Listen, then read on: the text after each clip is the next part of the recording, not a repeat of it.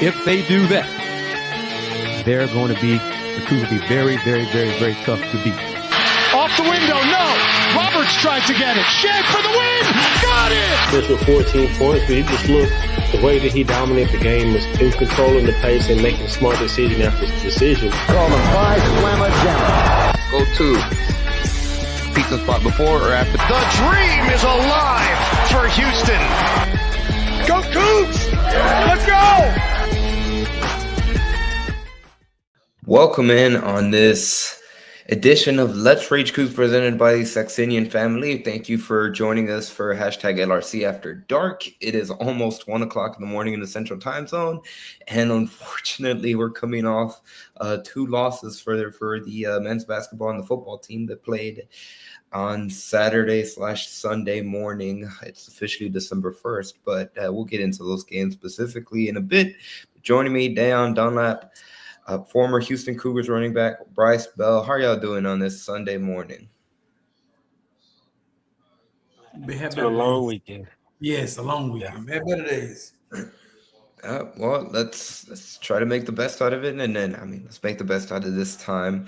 Let's get into the football game to start with, obviously, since it just ended a few minutes ago. But Houston Cougars fell to the BYU Cougars 30-18 in Provo, and which was an interesting game. We got to see what Sean Bell looked like as the offensive coordinator, and there were stretches. I would say there was 3 possessions where, Houston showed promise and they showed some glimpses of a pretty capable offense. And then there were more stretches, more often than not, where it looked very similar to the issues that have plagued Houston all season, stagnant play calling, the inability to get consistent momentum, and unfortunately the turnovers from Kris. He had the 2 big fumbles late down the stretch in the second half. He had the interception earlier in the game, and they were only able to put up 18 points, and BYU came out victorious again, 30-18. Just what are your guys' overall thoughts on this game against BYU? They finished the season 4-8, 3-6 record against Big 12 opponents this season, as Kris Gardner joins us. Wants to take it. I believe, and I'm a firm believer, when you're on the road, creating your own energy, creating your own momentum is the biggest thing to first of all string up an upset like beating BYU on the road in Provo. I think the game. I looked to my wife and I told her, I said, this game is over. Once we tried the onside kick and they turned it back for a touchdown. That turned the whole game right there. You was able to make a stop. You got a touchdown. You got a good drive, got a touchdown. And you go down and you give up a touchdown on special teams like that. The momentum that you had built up just got taken away within 5 seconds. And that was quick. I think our defense, it says 30 points, but played a heck of a game. First drive, getting the turnover, getting down into 20. Then we turned the ball right back over a dumb trick play on 2nd and long. Usually when you come out, I think Sean Bell did an average job tonight. He didn't do bad. But I think usually you use that type of play when it's first down. You come out of a possession with a change of play like that. You don't wait until you get to 2nd and long, because now they're finna blitz the shit out of you. They're finna and put pressure on you like they were doing all night. You can't have those type of plays when you know they're blitz happy and they're giving you man covers like they did all day. And we tried a reverse pass. That was a pig, but that didn't stop us. We still was able to get another stop, go down the score, get up 7-0. Then we tried the onside kick. And that kickoff back to the house turned the entire night. And I knew then, I said, yep, we're in trouble. I'm glad to hear your thoughts on that, because when I saw it live, I was shocked. I didn't see it because the defense, first 2 possessions, they had stopped BYU. They had all the momentum. Houston drives down the field on offense, and they score. And you could feel that the BYU crowd was stunned a little bit. They were uneasy. And then just like that, and when we watching on TV didn't even get to see it, it happened so fast that the TV network didn't catch it. But I agree that turned the whole momentum. And BYU, at the minimum, it got them going from the stagnant start that they had to begin the game. Yeah, it took pressure off them. You could tell they was pressing at first. I'm sorry to jump in there. BYU was pressing at first, trying to make plays, trying to make things happen, not knowing their fate until at the moment. So they was trying to come out and win, and they were pressing. And we had the recipe to build the upset by getting a stop, getting a turnover early, getting another stop, going down there and scoring. You have the momentum, and that just sucked the life out of the UH sideline. It's really the inconsistency, like from all year. I think like the defense played as good as a defense can play with playing with average offense. Like getting Average. turnovers Being like kind of below average. average. I mean, Being that's kind- just being nice. Like Yeah. I mean, like, but not only that, I'm just looking at the timely onside, some of the trick plays all year. It's been an inconsistency. I think the staff got to really go back and really, really reflect and get some things in order. But offensively, man. I mean, it was better, but that's because it was so bad. It's like so. It's like I mean, but Yeah, that's a great point. I did like the attack, like getting Stephon Johnson out in open space, like just using your athletes, not making it difficult. But case for OC, there it is. There Get it it trending. is. I will say that's one thing that Sean Bell, or at least UH's offense as a whole, did a much better job. Like they tried to get into their playmakers. They were way more targets for Stephon Johnson, for Joseph Manjack. Using Stacey Sneed in the passing game was really effective for Houston, especially early on when they were effective moving the ball. But down to your point, it had been so bad previously that you take it with a silver lining, right? Because that's progress, but clearly not enough to where it needs to be if they're trying to be competitive down the road. And they're the ones competing for a Big 12 championship spot in the championship game. And regarding getting back to, let me toss my 2 cents in with the onside kick. If anything, I was thinking about a squib kick, 10 down the field, something like that, because you had the ball at the 50, something like that. Not an onside kick, and it was an onside kick. Everybody knows they're coming. It's from Pee Wee on up. Everybody knows if you get a personal foul on 50, every team's going to try, because at worst they're going to still be on the other side of the 50-yard line kicking the onside. So everybody knows it's coming. It ain't like you're gonna. Oh, I'm surprised you with this. It was a terrible idea, Chris. And they tried it with the newish kind of way with the onside kick by the kicker kicking to himself. And they never visualize, if this doesn't work and a BYU guy picks up, there's no one can stop him. Because it's right in the middle of the field, there's no one around, and that's what happened. And I missed it because I saw the clue score. I blinked, turned away from it, and I turned back, and I'm like, why are they kicking an extra point? How are they kicking an extra point? What the hell happened there? And I was like, you have to be kidding me, man. But yeah, that was it. The momentum was gone. It just zapped the life out of, the fans, the players, everything, and then it gave it to BYU. Mm-hmm. And that was it. And going back to your point with Sean Bell, like Dale said, it looks better because how bad it was. And one thing I've been saying all year, motion, change the eye level of the linebacker. I've been saying it all year, and he finally did that in some of the run game today. So shout out to Sean Bell for actually seeing that. It helped out the run game a little bit. It got Kris going a little bit in the run game. But I don't know that it makes me go back to the beginning of the year when everybody wanted the quarterback change. And now I'm thinking to myself, was it really the quarterback play, or was it just this system and the players around him? Because it was not this bad last year. And yes, I'm watching Golden make plays at Texas. I'm watching, yes, we see that. But it was a little bit better today. It saw some life today, but like you said, 18 points, they're just not going to cut it. And it's just been this type of year for us. And I read a comment on the side. Somebody said it's rubbing off on basketball. It seems like offense is struggling on both on Cullen Boulevard right now. We can't find offense anywhere, football or basketball. So it's You're just right something about that. we need to get out of our system. Yeah, and the football, BYU turn up the heat, increase the pressure in the O line.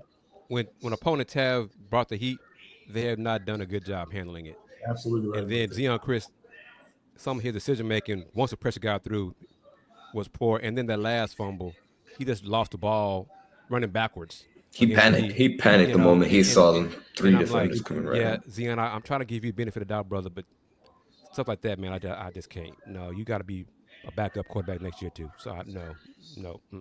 Yes, for sure. But if he developed as a passer, he's such a That's threat as a runner. Like if he could develop one, like on that 2-point play, he went through his reads. He stayed in the pocket. He like all the way through. If he can develop that he could be something. He got some tools there. I'm trying to figure out if I can see it though. Dan. I can't see it. I, Like, yeah, And he had all day to throw on that 2-point conversion. he did, but he didn't panic. I'm trying to figure out his mechanics are not good. Like I'm trying to figure Right. out That's the his issue right there. decision Yeah. making is not there. Yeah. Like it's a lot that I love his legs, but in this day and age, you have to be able to now the standstill pocket quarterback is dead. You have to be a mobile quarterback. So yes, I like his leg point, but Austin Carlisle, wait till you see this cat get on campus. I promise you, he's smart. He has it.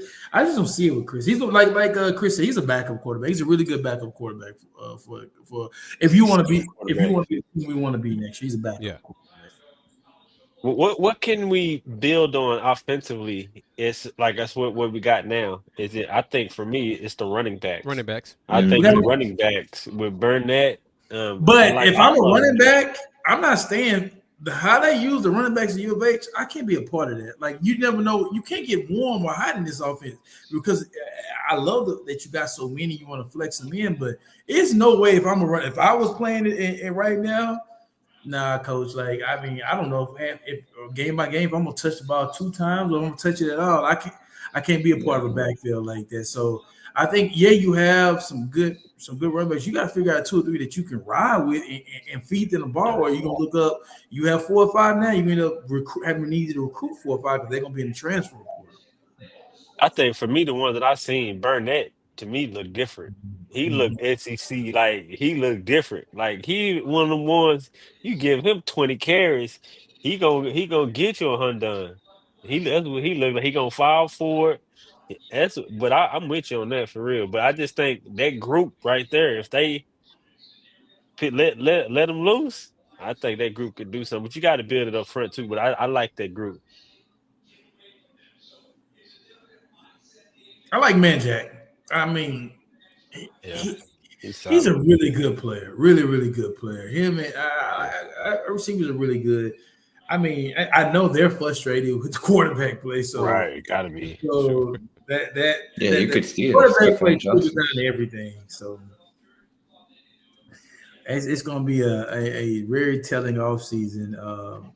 I know Coach Bell does a great job of recruiting Houston. He recruits some of my players. I talked to him this past week. Really good guy. If he gets the shot to stay, which I don't think he will, he'll stay at the quarterback. I really feel like Coach Fritz is going to go out and find a really high-powered thinking offensive coordinator because he realizes now his defensive Coach Wood is a heck of a defensive coordinator. He does a really good job scheming and making things happen. That if I can find somebody that can just make this offense from being one of the worst in the country to the middle of the pack, you don't have to be top 30, just be 50-ish. Where they'll win a bunch of games because how he plays. There's a great poem by 66 H-Town talking about Zion Chris. He said he's not a freshman. If he doesn't have it now, he just doesn't have it. He's a backup in reference to Chris. He had Crabtree 4 turnovers for the Houston offense, 2 games in a row is wild. What's even wilder is that Houston had an outside chance at winning both games by turning the ball over 4 times, which again is a testament. Baylor, by the way, they held them to 20 points last week, put 45 points on Kansas this week. So again, that's where you hang your hat on this season, the success at the defense. had. Going into next season, I think, like you said, it's going to be big to see what the staff first, who they end up filling with the offensive coordinator position. I think it was very interesting of note when the news came out that they were going to move away from Barbe. His entire $780,000 that was going to be owed to him is going to be covered by some private donors, which was interesting. So, Bryce, is that you, man? Is that you? That's you? Hey, You got that man. kind of money? Hey, man, I can't tell y'all where we got that money from. We made it happen. We made it happen. but what the good news about that is that it gives them flexibility to go out and get the person they want, which they don't have to worry about, still having a cover for Barbe. So who knows? Maybe Woody Fritz goes and he gets his number one option this year compared to last year where he couldn't. It's a positive. It's a step forward and a good sign that the athletic department is entering big time athletics. So that's a plus. Yeah. If we can't get Case, I'm gonna throw a name out there, a big time name. Sean Marion, what he does at UNLV. I mean, those guys really put up a bunch of points. And if he doesn't get a head job, he's one of the hottest coordinators out there. He was at Texas as a receiver coach, so he knows how to recruit the Texas area. He will be a great fit in his go-go offense. It'll be explosive. Case is my number one option I want. I'm still going to keep preaching that until it happens. I really think one day it's going to really happen. But until that happens, go get Coach Marion from UNLV. He has them rolling. You got to find guys who are innovative, who can really be creative with skill guys when you're not going to have big bullies up front that are just like molders like Georgia and Texas get. They're going to get the best linemen. So you got to find a guy that can be really creative in his scheme wise that'll get guys in space. So that's what I'm thinking. I think Coach Fritz see that as well, and he'll make it happen. He's a smart guy. I look forward to the hire. The sooner the better, but the right person for the job. Yes. I know you mentioned the quarterback coach, Sean Bell. Does he stay on as well, or do you, when you bring the offensive coordinator, they? No, he's really good. He's really good in recruiting. Yeah, Sean Bell's going to stay on. I think they can move him around. I think he's one of Fritz's guys, and I can tell when they need a big guy to recruit in Texas. He's been recruiting big guys in Texas, and we got a kid at my school who's a 4-star, who's really considering U of H. I'm pushing him. He's really considering U of H just because of the so that's that.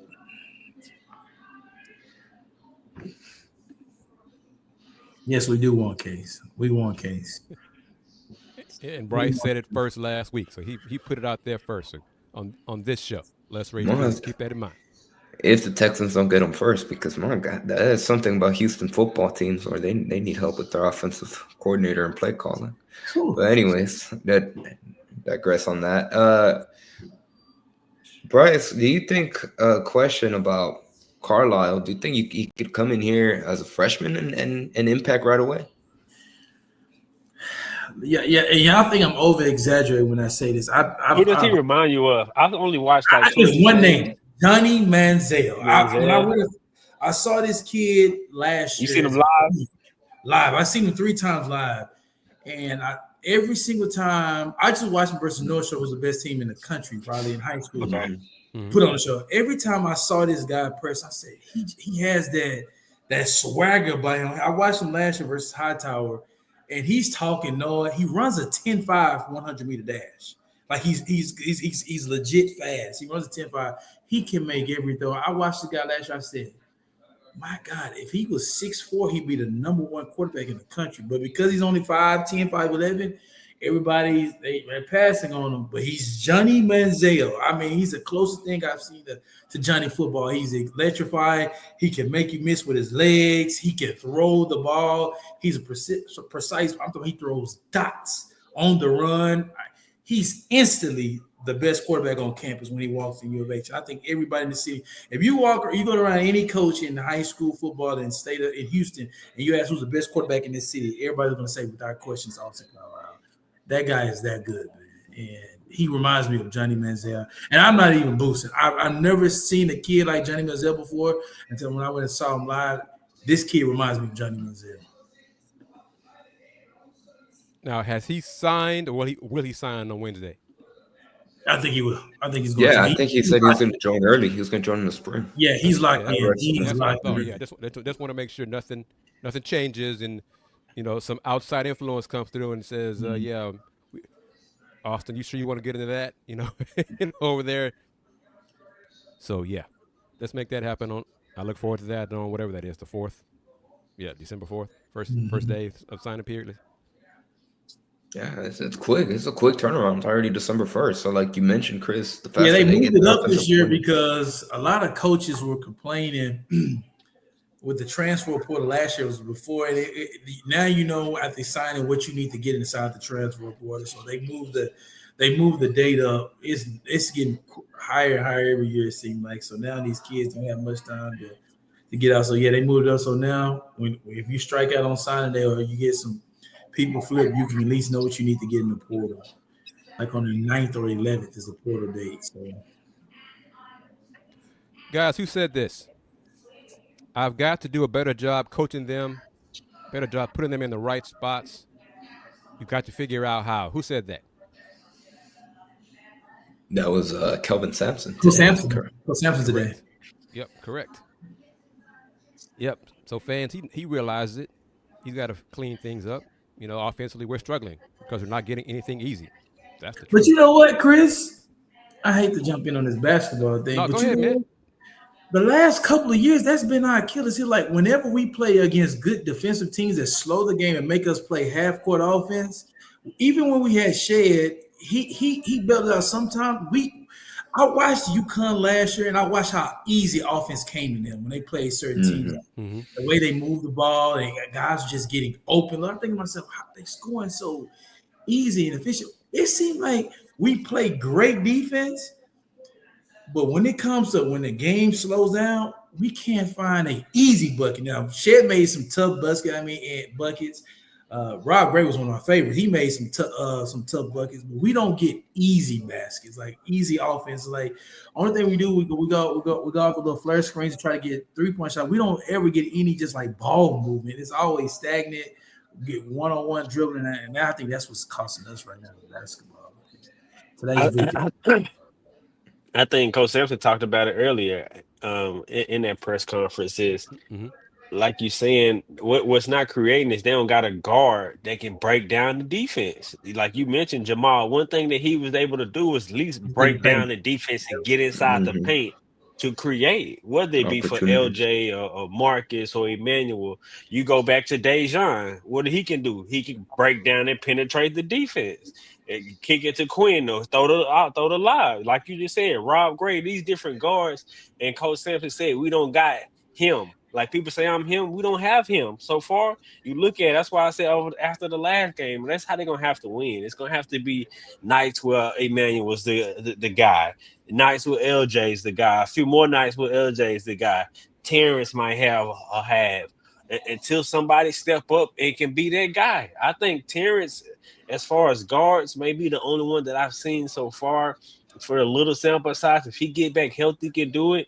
Mercy got to get burned. Like Malik, I like what I seen from him a couple of nights ago in that loss against. I'm just saying, only in the loss of attack, because he can.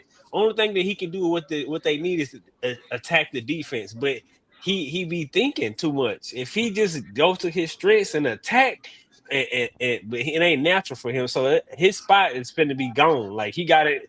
He had his shot, and it ain't clicking. It don't seem like so. Like we need offense because Emmanuel, he got to the free throw line today, but it was you took three free throws off a 3-pointer. You got downhill a couple of times, but it still wasn't nothing.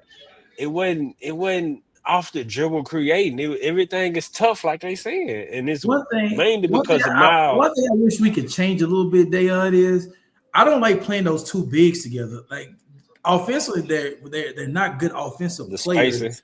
The spacing. So I think what help them out is, especially Cryer, if they have more space and more chances. If they play kid Walker, play him at the 4. Like I know he's a good rebounder, he's a tough defender, he's a tweener, so he can shoot the ball and he can play good defense. I would play him at the 4 and maybe start Roberts or it sucks because you're so loaded with your front court with Tucker coming off the bench and everything, but those two, they're not giving you enough offensively or the back-to-back where you can play both of them at the same time. Right. How many minutes you do. And I think Milo's he isn't attacking with a purpose. He's not It's confident like right now. he can handle the offense and he can do a little crab dribble and get inside, but he's not attacking with a purpose. Like attack with a purpose, either look to score or create. Like he's a good system point guard, like a system quarterback. He's thinking Like he too can much. do it and get the job Mhm. done, but attack with a purpose. And he gives up his dribble too much. He gets into the paint and then he picks up his dribble.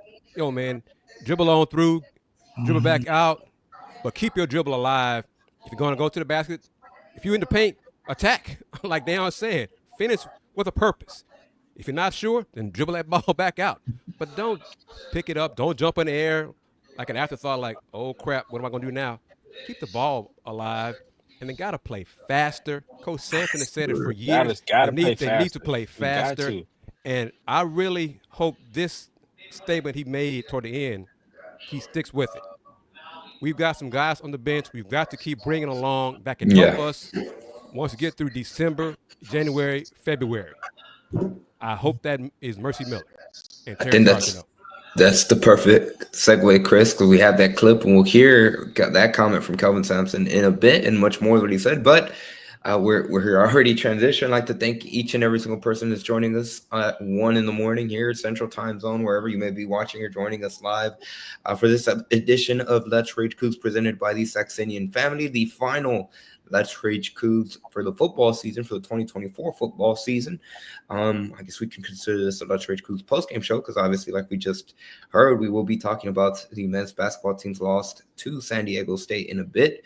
But first, we'd like to say thank you to the Saxenian Family for being a primary sponsor of not only this episode of Let's Rage Coogs, but each and every single postgame show for both football and men's basketball. Of course, we also like to say thank you, since this is our final football edition of Let's Rage Coogs, to the Houston Tailgate. Thank you to them for being a sponsor on Let's Rage Coogs all football season long. The Houston Tailgate is located in Blue Lot 16D on football game days. They invite everybody to enjoy food, drinks, and music with the Houston family. Follow them at Houston on social media for tailgate details. They will return for the 2025 season. They've been around for over a decade, so be sure to stop by them. They always have good food. They welcome anybody. It's a good environment. Of course, we also like to say thank you to Star Pizza, Houston's destination for hot pizza delivery since 1976. With three locations throughout the Houston area, make sure that Star Pizza is your go-to stop before or after the game, and be sure to visit them online at starpizza.net or on social media at Star Pizza HOU. And for both Houston and Star Pizza, or if you happen to encounter Steve Saxenian himself, tell them that you heard about them on Let's Rage Coogs.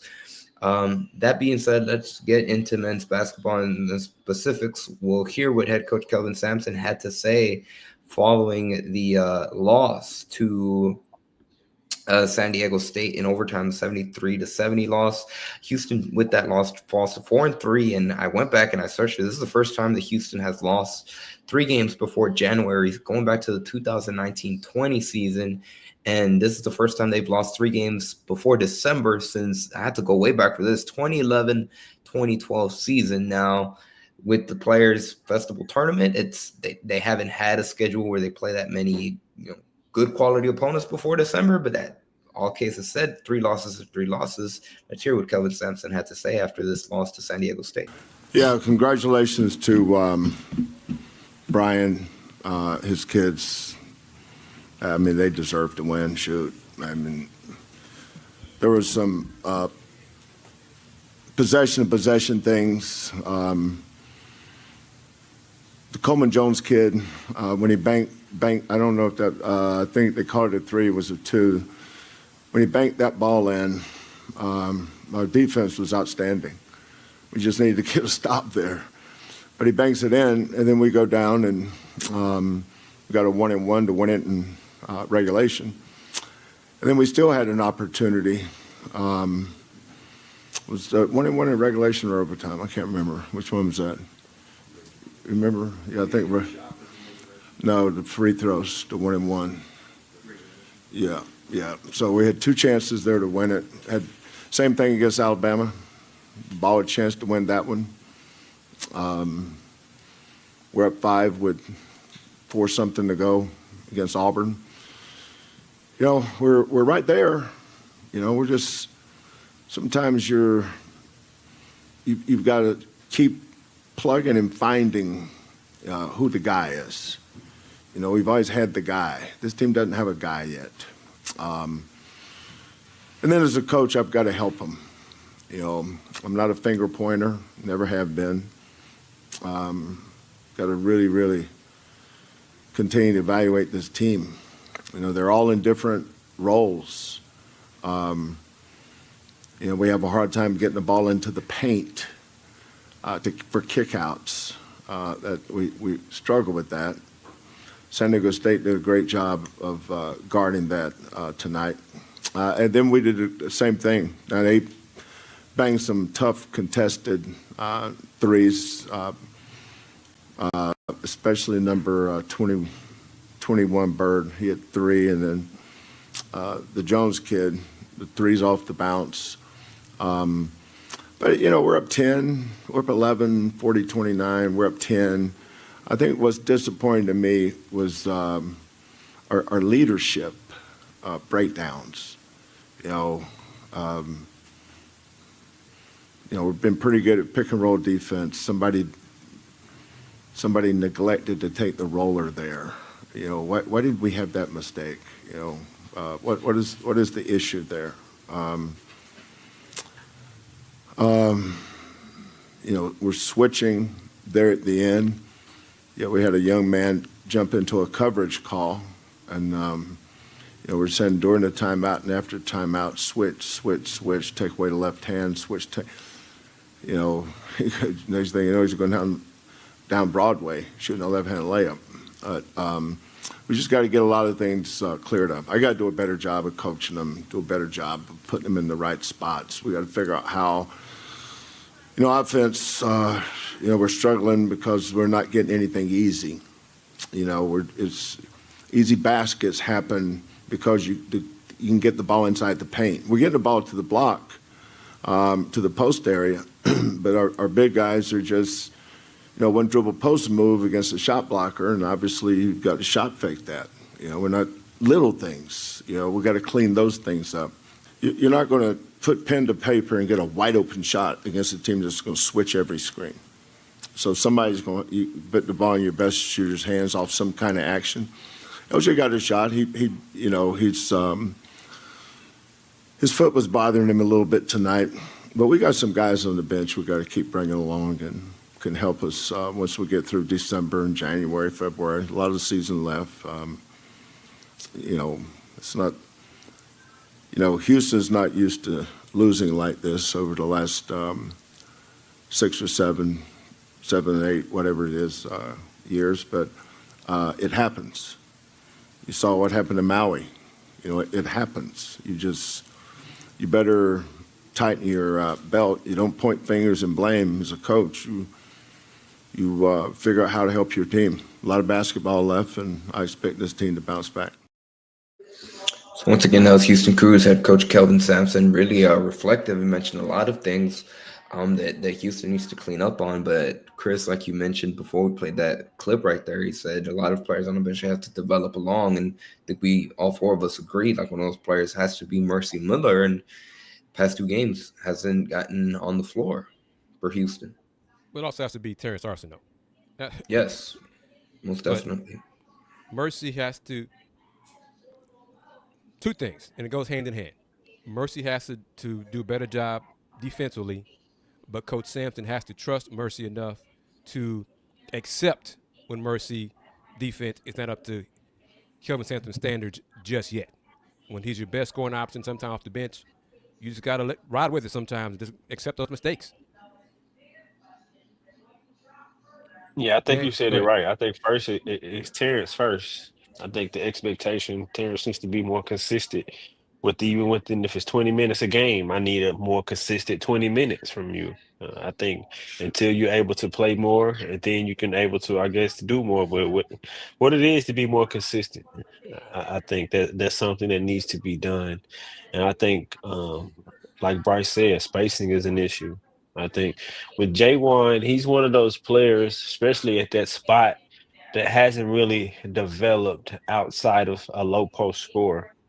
I mean, Fabian developed his jump shot. Jarris came in shooting. Justin Gorham was able to stretch three. He can rebound and stretch it out and at least shoot it. J1, we've seen him since he's been there 6 years at practicing on that jump shot. He just hasn't shot it, and therefore that impacts the spacing. And I really think the best defensive team that I've seen the first time I've seen them play together extended minutes was with J1 and JoJo.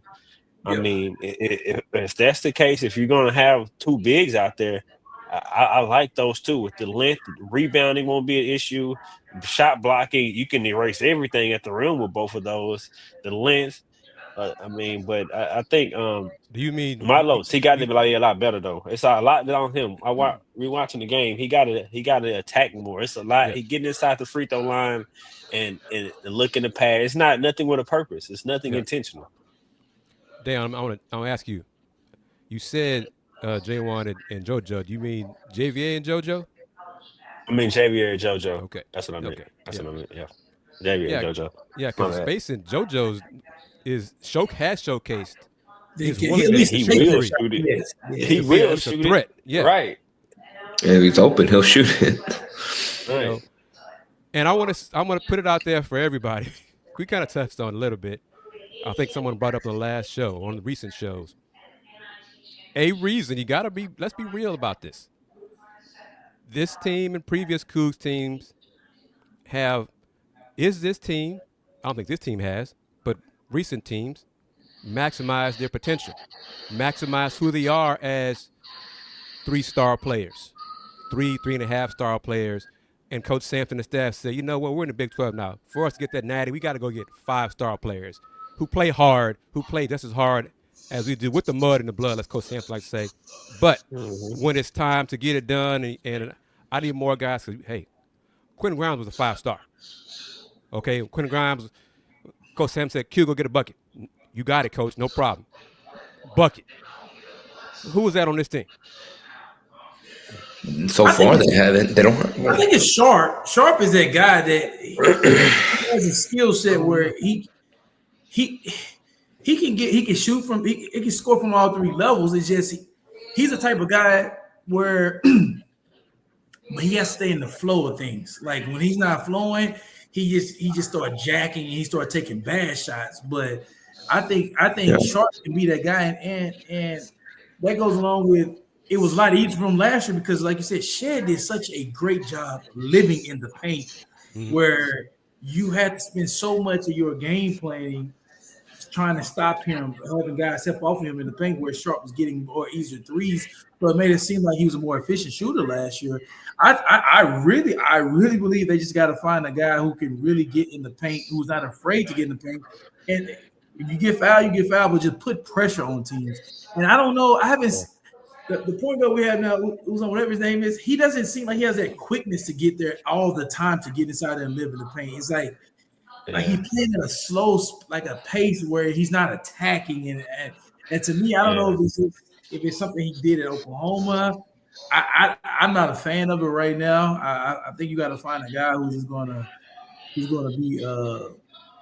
be fearless about getting inside there and making things happen, because though you got guys who are lob threats. Robert's a lob threat. That's all I'm going to say right there. That's all I'm going to say. JoJo, right? And let them be lob threats for you instead. Trying not to be he trying not to make a mistake, trying to fit in. Instead, if I'm close to him, hey guy, I went and got you to replace this guy. I'm not saying you could be him, but you got to show me that you can. Or I'm going to find somebody who can. So I think that's the guy for me. The lob threat, when they get the high pick and roll and they have their defender on their back, on their hip, you got the advantage. So when JoJo's man comes to your point, Chris, You get that lob by once you get the screen on your man by attacking that big and Right. That's putting what I'm pressure saying. on him, causing him to come up. Then the Yep. lob and that element of the offense hasn't been there. But to both of y'all's point, it's Mhm. missing. Yeah. It's there, but we just gotta open it up. And I think I don't think LJ is a guy. He ain't him. He's not one of them. I'm sorry. He can be great for this team, though, and great for college basketball, and he can still help us get to the promised land. And I really think Emmanuel got it in him. I see it in spurts where he's more than just a shooter and he can be a scorer, but it's not consistent enough. I don't see it enough. I don't see, especially in big games with defense like against He Alabama doesn't. and Auburn, when you got like real dogs in front He of you. doesn't have the quickness. He doesn't have the quickness to take you off the dribble, and that's where teams are able to stay attached to him because he's not. They're not afraid that he can. He get their first step is not quick enough to get to the lane and beat you at the rim. So a lot of teams are giving him that, and they're still able to defend him that way. So I think that's what I say. He has the closest game because he can score all three levels, but. But to that point, I don't think any of those three have that speed. Even Right. Emmanuel. And see, it goes to I think a point that all of us are touching on. This team does not have any NBA players. No, I think legit. I'm Arsenal talking is an guards. NBA I mean player. guards. Oh, guards. Guards. Legit NBA guards. NBA ready guards, like Yes. right now. And ready. we've had Right. that the last Yes. with Sasser. Sasser, back. Shed, We had Grimes. We don't have it with these. This team They doesn't have it. hitting. Going They back, showing like going we back to had it. 2019. We just didn't have it. Armani.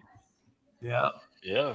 And Yeah. I like this point from Kris. I mean, y'all know me, know me, follow me long enough. I wish the Cougs had a dominant low post threat.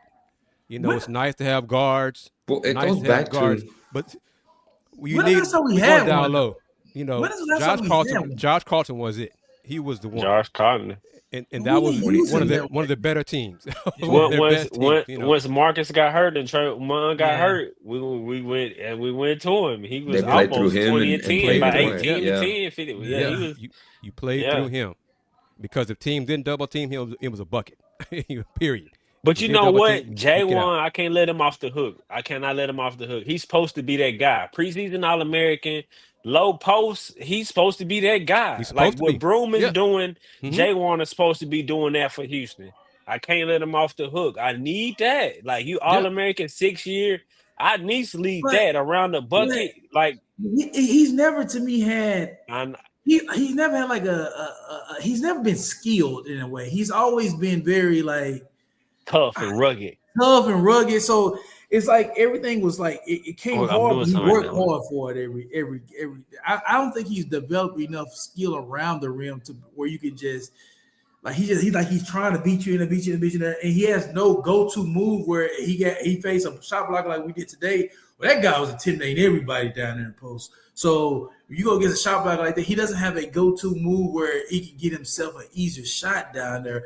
Or he can't bring the guy out from the lane a little bit to see because he has a quick step for a big man, but he can't bring a guy. Nobody's respecting his mid range. Right. So it's like He won't even shoot it. right there. And I know I will say he's skilled in a because you know he gonna get to that left hand, but it's some way to where he get to it. You got that skill in that. But it ain't like he's supposed to be better. I gotta keep it a buck. He's supposed to be better. He gotta meet the challenge. And I'm gonna put a positive on this. We're finding a lot of things wrong with the team right now. Yes. But if Juan would have made his first end of 1-1, then made both of them, it's 4-point game. And then this is not an issue. Okay, Yep. But he didn't. If he'd got the Refs will call rebound, that foul. That's the key thing right there. If he gets that rebound, put 2 hands on rebound instead of trying to tip it out. Otherwise, you try to tip it. It's not an issue. Yeah. Then if he would have switched out on the guard for San Diego State instead of bumping the LJ and allowing that layup to, he's not playing as well as he has in previous years. I don't know what's wrong with him. He's not clicking right now because he's doing just enough things that are anti-Juan that hurting the team. Yeah. And then Emmanuel Sharp going for that steal. breaking on defense, Yeah, and he Milo's got gambled. the 5th foul on that. What is that, man? So And yeah, that was like what, 5 seconds left on the shot clock. they're doing just enough things wrong because they've been ahead off the Every losses, game. Yes. Every game. but they're doing just enough wrong to lose 3 times.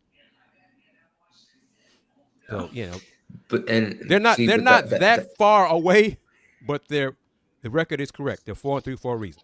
And to be Yeah. honest, I kind of like it this way. I think the last couple of years we've been winning too much, and I think now they're figuring out, okay, we have offensive, like we've been winning the last couple of years, and we didn't address the half court offensive issues that we had that was glaring throughout the year. So then we got into the tournament. We played against teams that forced us to do it. Like, golly, what? Like even last year, once Shea got hurt in the tournament, it's like we all like, what do we do now? We're not used to having the ball. So I think now we got to find an offense where it's flowing, the ball is moving. And he keeps saying we don't have that one guy. If you don't have that one guy, we got to find an offense where you don't have to have that one guy, where you can find different type of cuts, you can different movement, where you get the ball moving and play faster. You don't have that one guy, speed the tempo.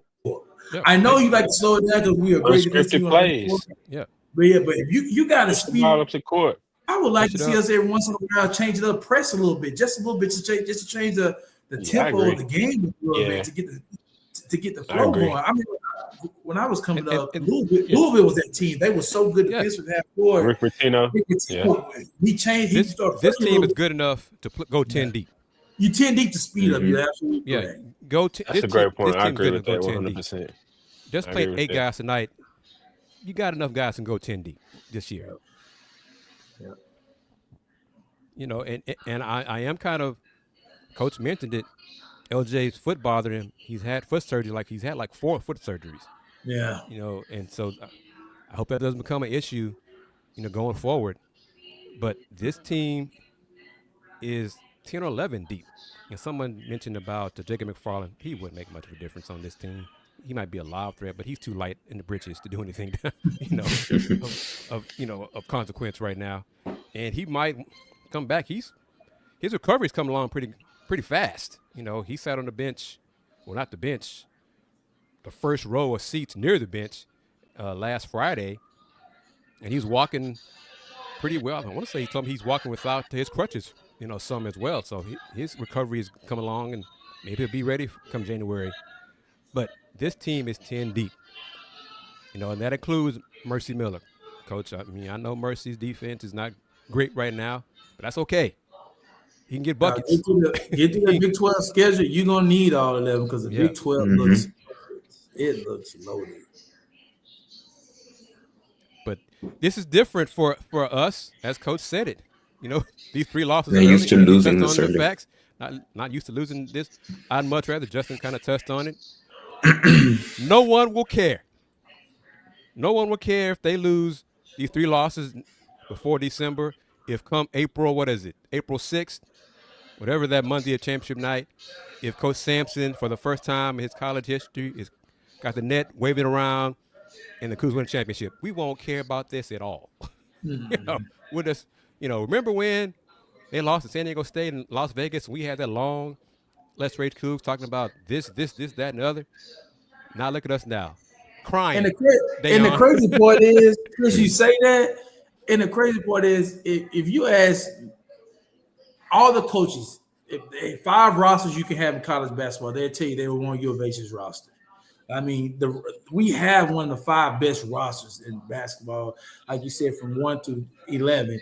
It's just right now we're trying to figure out how to replace, to me, probably the best player in U of H history in the last, I wouldn't say history in the last 15 years. He's probably was the best player in U of H has had since I've been at U of H, since I graduated.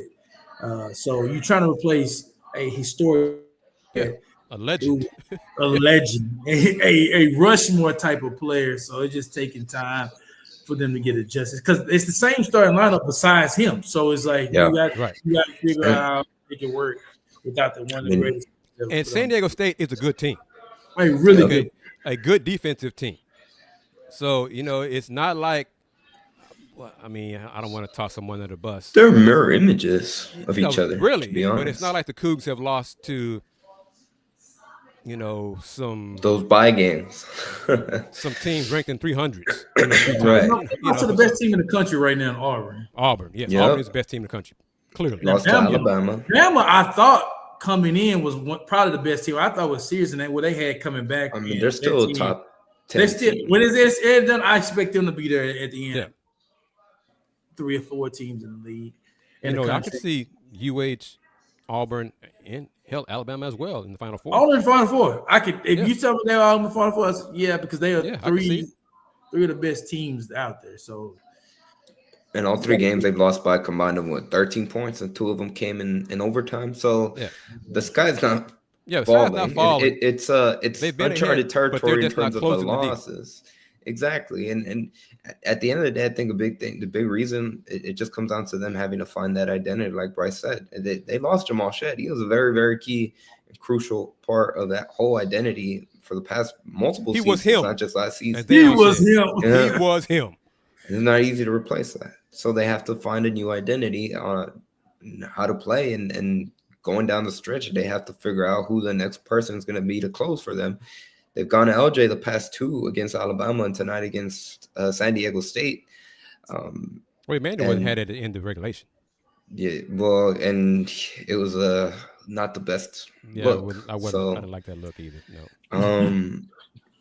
But so again, it's just a process. They just have to find their identity. And Kelvin touched on it in this clip. Like, there's a lot of players playing new roles, even though they're coming back. A lot of them are playing new roles, and someone has to take over that mantle of closer, because that's really what they're missing. They're missing that closer. Yeah.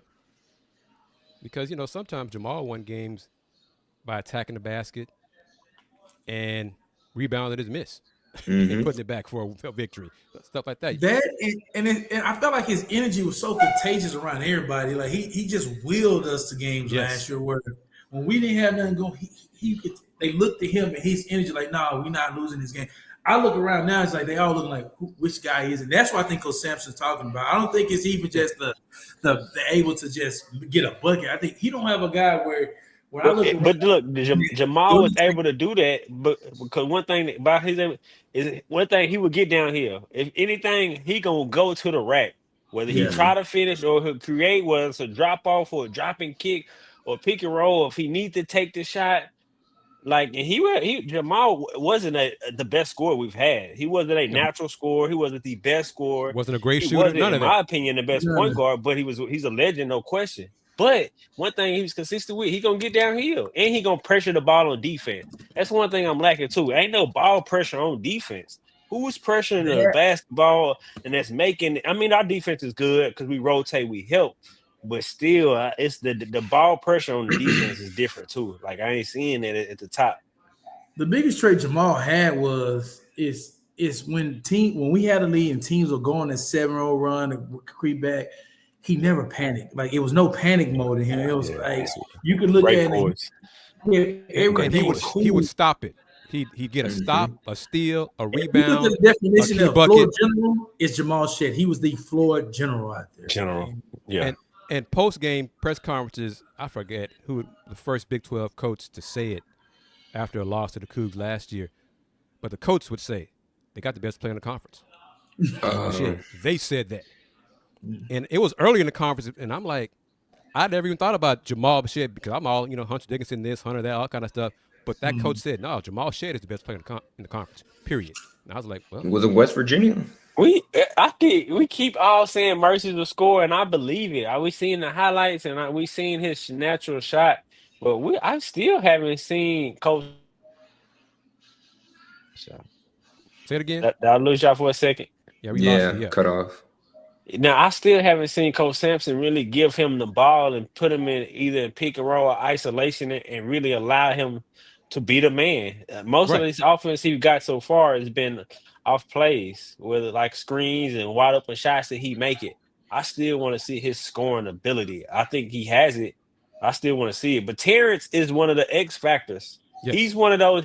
He's the recruit that Coach Sampson and coaching staff, they recruit as like he's one of the next guy. I know the injury stuff set him back, but he showed it last game and a half. Like Turn the corner. It's early though, man. We Oh yeah, November. we're It's so early. By we're finding the January, little red February, things here. I need Terrence to come on with it. But you know how you get all those guys involved? Speed the tempo up, play your bench, play 10 guys, play more guys, speed it up, put pressure on guys. I would extend the pressure a little bit more. And when you're struggling offensively, you gotta find ways to get fast break points and you got to easier baskets. Because when you play against teams like San Diego State, like Auburn, who can really lock you down to half court, can really slow you down because they play really good defense. You gotta change up the tempo a little bit. I think Coach Sampson will. He's gonna figure it out. I mean, he's that guy for a reason. He's one of the best coaches. None of us are worried. We just want to see it. And honestly, we want to see it as soon as possible. Okay. I happen until January. Yeah, but I really enjoy. You're right, Chris. I really enjoy being the 1 seed, and I hope we get the South region again. So we need to we say the one seed's probably out unless they win the Big 12 by 2 games. That's the thing, yeah. But you can still get the South seed, being a 3 seed, South region being a 3 seed, something like that. Shoot, last time they were a 5 seed, they played in San Antonio. So sometimes it works out for you. It works out. But we'll see. The schedule in December kind of breaks in 2 ways. They're only playing 5 games in December, and 4 out of those 5 are at home at Fertitta Center. They only got 4 non-conference games left. The next one being a week, less than a week now, December 7th, Saturday, against Butler. That's part of the Big East Big 12 Challenge, correct? So, I mean, they'll have a lot of practices this whole month, which is where they're going to hopefully start finding their identity and start tweaking these. What Kelvin Sampson said in the clip, it's small things. He said small things, like they have to find ways to get easier baskets. And that's ultimately going to hopefully push them. And like we mentioned, it's uncharted territory that they've been exposed this early, but hopefully it translates to them, maybe being a little bit desperate might not be the right word, but having that sense of urgency of trying to find that identity faster and quicker. And maybe it translates into a deeper NCAA tournament run. Well, the Cougs have had a great defense, but not a great offense for years. This team may not be as great defensively, still be good, but I think it has potential to be better offensively with Terrence, with Mercy Miller, with playing faster and different guys. You still need a him come bucket, final seconds. But if you got a team that has 4 different guys on any given night get 20, that's a hard matchup for teams as well. This team could do that instead of just relying on one guy. There's different ways to win. We just want to see them start winning. Okay? Yes. Winning tomorrow. Fix these things tomorrow, Coach. It's going to take a little while to get that done. But I don't have any doubt that this team will be playing its best basketball come March. That will happen. I expect that. We all expect that. Yeah. And if it's better offensively come March, even better. Yeah, got to execute in the half court. Like you said, been playing in Houston for a minute now. Got to execute in the half court. Against tough teams that defend and play hard like we do. Like you do, yeah. And, some of those guys, not San Diego State in terms of 4 and 5 stars, but some of these teams have like Iowa State. But there are teams who play just as hard as the Cougs, but they got better players. That's just real about it. They got better one-on-one players, better one-on-one defenders, whatever, but play just as hard. Yeah. Well, let's real quickly, once again, like to thank, first and foremost, everybody that stayed with us for the show. We have a good amount of viewers here at 1:49 in the morning on Sunday, December 1st. If you're watching us live, if you've commented on the show, we thank you. We appreciate it. We had one San Diego State fan that was commenting on the show earlier, Smokey. So wherever you may be watching, listening, If you're joining us after, obviously, the live stream, we thank you. We appreciate it. Be sure to do us a favor and hit that like button on the bottom, whichever YouTube channel you may be watching it, or if you're watching / listening on X or on our audio-only platforms, make sure that you follow along in those platforms and support us by giving us ratings, likes, all the things. And, of course, we'd like to say thank you to Steve Saxenian for being the primary sponsor of today's episode of Let's Rage Coogs. This is Let's Rage Coogs presented by the Saxenian Family, and we also like to say thank you to our two additional sponsors, beginning with Star Pizza, with multiple locations throughout the Houston area. Star Pizza is your go-to stop before or after the game. Be sure to visit them online at starpizza.net or on social media at Star Pizza HOU. They constantly have specials throughout the week, and be sure to stop by on Tuesday or Friday for their all-you-can-eat pizza buffet during lunchtime. And of course, tell them that you heard about them on Let's Rage Coogs. And last but not least, we like to thank the Coogston Tailgate for being a sponsor on this episode of Let's Rage Coogs. And they were sponsors for each and every single football post-game show. Their tailgate is located on Blue Lot 16D on football game days, and they invite everyone to enjoy food, drinks, and music with the Coogston family. Follow them on social media at Coogston, and be sure to stay tuned because they will be returning for football tailgates in the 2025 season. That being said, yeah, Crapshoot, great comment. Football, on the other hand, unlike the men's basketball team, it's going to require a little bit more patience. As we kind of wind things down, kind of turning back to football for a little bit. Silver linings. The defense, I think, outplayed expectations. Nobody expected them to play as well as they did, as early as they did against the Big 12 opponents. And quite frankly, almost everybody that they played, with the exception of I would say Cincinnati. Was the one game that kind of laid an egg. They were locking down opponents for the most part, and they just weren't aided by the offense. And considering how the defense was a year ago, and most definitely a year before that, to have that switch that quickly definitely is room for optimism, and something that again, this Houston team can hang its head on. Now we're starting to see what, under a full recruiting season under Willie Fritz and his staff, what kind of improvements, because now going forward, the offense can't be as bad as it was. And 4-8, 3-6. I hope not. Under year one is tolerable, but we got to start seeing those improvements. Now it's where we start, now that's where Willie Fritz has to earn his paycheck. Right now we have to see that improvement across the entire team, not just on the defensive side of the ball. Agreed. Andy, real quick. Coogston, I'm asking you, Coogston's partnership with us ends with this football game? Yes, sir. They do not tailgate men's basketball games. Okay, so as of now. So that means going forward for the rest of the basketball season, this spot is open for anyone who wants to advertise on LRC, correct? Yeah, I mean, we're always open, as to quote the commissioner of the Big 12, always open for business at let'sreadcoogs@gmail.com. Said it, Bryce. So, yes. In there. We got to get that business in there, Dayon, man. Hey, this is what we want to as well. But, yeah, so feel free to reach out and email Andy.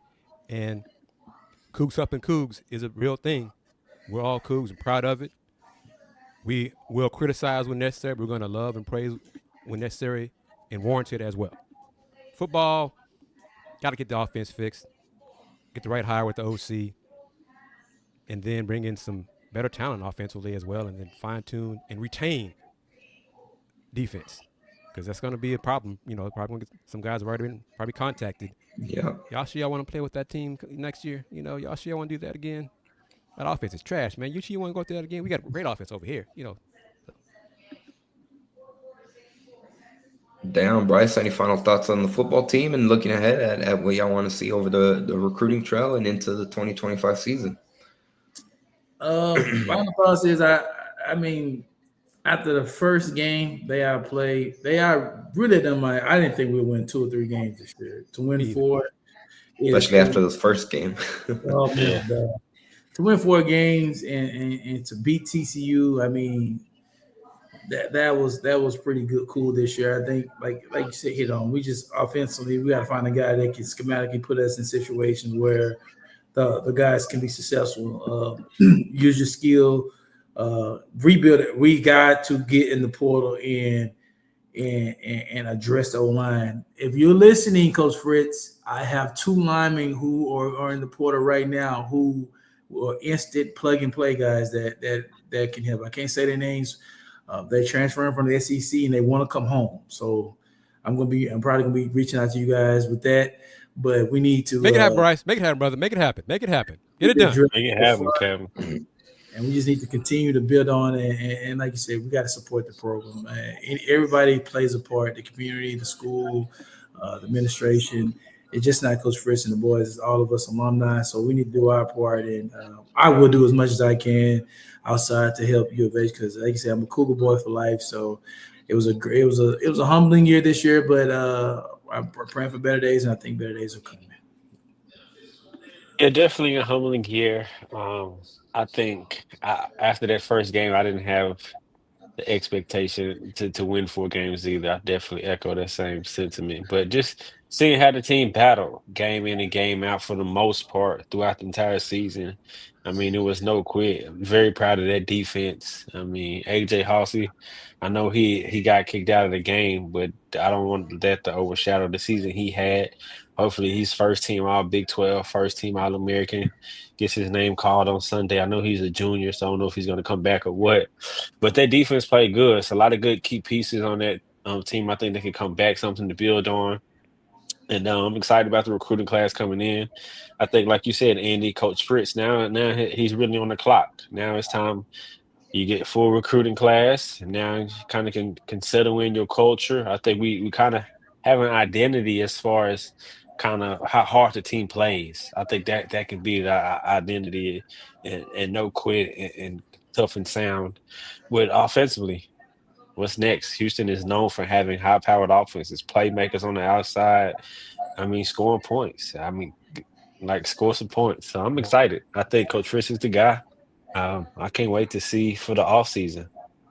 But like Bryce said, it's about the alumni support. You got to support. It's not just game days and show up and they're going to win. Got to have the support. And that includes NIL. Folks, if you think your whatever Yes. amount is not enough, we have hundreds of thousands of alums. If all of us contribute, it's enough. Okay, so don't think your part is too small.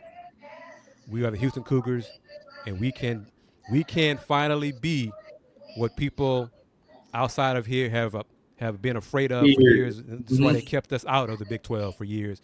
Let's prove those folks right and become that giant and become the champion in Big 12 that we believe we deserve and belong and are capable of becoming. Does it get any better than that? On that note, let's go ahead and wrap up this edition of Let's Rage Coogs.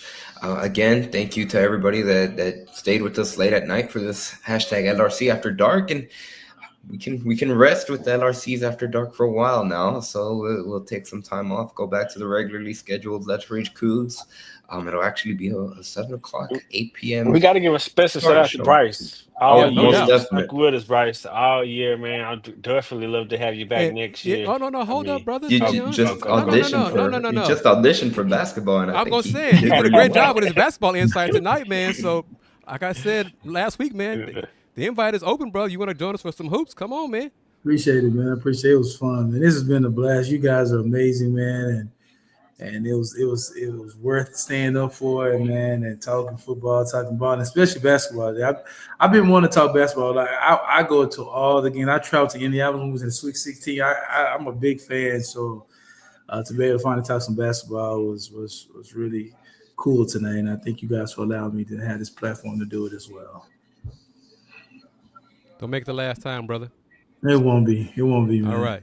All right. Andy, I'm going to say this. What is this? December 2nd. So, yeah, Monday. December 1st. Oh, no, December 2nd. Yeah. Will be the NCAA will announce the first net rankings for men's basketball for this season. So I'm kind of curious to see where the Cougs are going to be ranked in the net. I'm probably still top 10 in the net. And then I'm kind of curious to see where the rest of the Big 12 teams are ranked in the net, because there have been kind of more losses this non-conference Unexpected. so far than expected. I'm sure Yeah. Commissioner Yormark would like, but get the losses now and get it done come March. It'll be okay.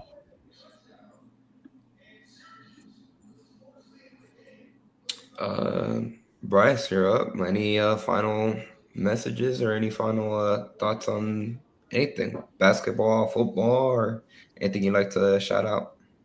I want to shout out, man. Shout out you guys. Shout out Andy, man. Shout out Kris. Shout out you guys. Meeting you guys this year, man. Getting to talk ball with you has been a blast. Shout out to people who stayed in. Shout out to the people who DM me on Twitter and stuff, asking me questions about different things about how was it like to play with Case and everything like that. I mean, this is what it's all about, man. When I couldn't imagine when I was 17 years old. And we can't let you get off the whole season without a case story. What's the best Case story? It could be an in-game, halftime, anything. Case story. Probably it was my sophomore year. The best story I have. We down, I think 2 or 3 to Texas Tech. We down 5. So we ended up winning by 1 point. And that's when I realized I'm playing with the greatest leader I ever been around in my life. Like, he had us feeling like we finna go down and win this game, and this guy did it all for us. So the best story I have is we get down there, we drive down there to the 1 or 2 yard line, and Coach Hogerson, he's the offensive coordinator at the time, calls 5-12, which was inside zone. So in my mind, I'm thinking, I'm finna be the hero. I'm finna score the game-winning touchdown. It's go time. Case motions me out. I said, what? We ain't never practiced this. He motions me out the backfield, and he runs inside zone and scores a game-winning touchdown. And I'm sitting there like salty, like upset, like, no way. You got enough, Sean. You Case Keenum, dog. Let me have this one. But he motioned me off, and he scored the game-winning touchdown. And every time I see him, I give him a hard time.